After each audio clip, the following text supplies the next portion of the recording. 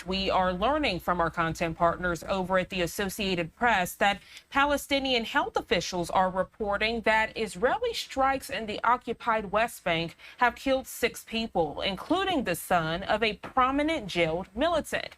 Well, Israel has responded saying that that is true, but all of those killed were militants who have been involved in attacks.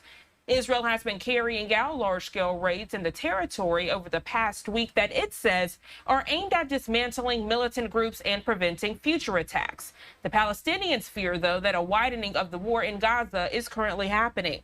Joining us live this morning to further discuss this breaking news alert, distinguished lecturer of Homeland Security and Terrorism with the University of New Haven, Ken Gray. Ken, always a pleasure to speak with you. Thank you so much for joining us this Friday morning. Good morning, Jeane. Glad to be with you. So we are learning this morning that the invasion out in the West Bank does continue. The latest death toll in that area now increasing to 6 people. Israeli Defense Forces saying that they did in fact do that airstrike, but that the people who were killed were involved in deadly attacks against Israel. Could you catch us up, please? Sure. So the IDF, Shin Bet, and Border Police there have been conducting an anti-terrorism raid in Jenin and areas around Jenin in the West Bank so as to try to reduce the operations by Hamas in that area. Over the last 10 days, they've actually killed 21 terrorists. They have detained 30 Palestinians, and they claim to have disrupted around 30 roadside bombs, either disrupted or dismantled 30 roadside bombs.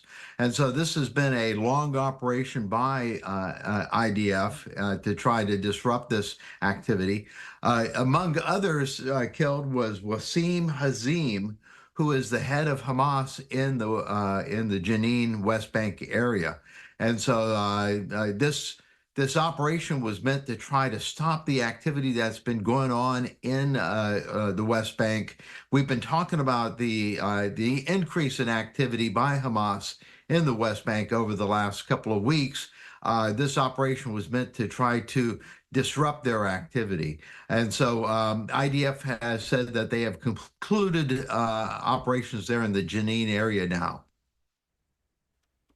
I'm glad how you put that, Ken. You know, as Hamas widens their efforts, IDF, they're trying to keep up with those efforts. Thank you for putting that into perspective, because we know at this hour, several Palestinians fear that the operation out in the West Bank is widening, which to them, they feel like, okay, well, that is lessening the chances of a ceasefire. Several Israelis feeling the same. Could you put the two in perspective, please? Can you have this full-scale operation and also have ceasefire negotiations underway at the same time? Yeah, the ceasefire negotiations that are going on seem to have reached an impasse. The problem being that the Israelis, Netanyahu in particular, is demanding that the IDF be able to maintain a presence along the Philadelphia corridor, which is the area right up along the border with Egypt. Concerns there being that Hamas will continue to be able to be supplied with weapons from Egypt, through Egypt, into the Gaza Strip if the IDF is not there. On the other hand, Hamas is concerned about the conditions concerning the release of Palestinian security prisoners. They want more Palestinian prisoners to be released, and they want to get them released right up at the very beginning of this ceasefire agreement, if it were to happen. 90% of the agreement has been agreed to by both sides. It's these issues that remain at question on both sides as to whether or not this is going to happen. Now, our Secretary of State, Anthony Blinken, has said that he expects another push here to happen in the next couple of days on getting the ceasefire negotiations concluded, and that this will be a take it or leave it type push. Either both sides will agree to it, or the negotiations will cease. And so we will see how that plays out here over the meantime. But you're absolutely right that the things going on in the Gaza Strip and the things going on over in the West Bank they are connected. The Palestinian Authority had signed an agreement with Hamas, and the Palestinian Authority, according to the agreement, is going to be part of the controlling force for Gaza Strip once the ceasefire is in effect.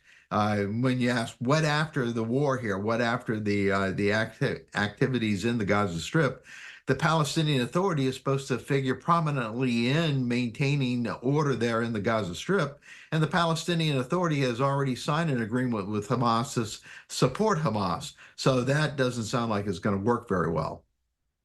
Ken Gray, always a pleasure to speak with you for these breaking news alerts. We appreciate your perspective and expertise on the topic. Anything else you'd like to add before we let you go? Anything else happening out in the Middle East that could be impacting what happens in the near future? If you look across the Gaza Strip, there have been continued artillery bombings against Hamas locations throughout the Gaza Strip. But if you also look to the northern border with South Lebanon in Israel, there has been activity all along the border over the last day. And so we cannot forget about Hezbollah up there, that Hezbollah continues to be a problem. You're absolutely right. Thank you so much for joining us with this breaking news alert, Ken Gray. I hope you enjoy the rest of your day. Thank you.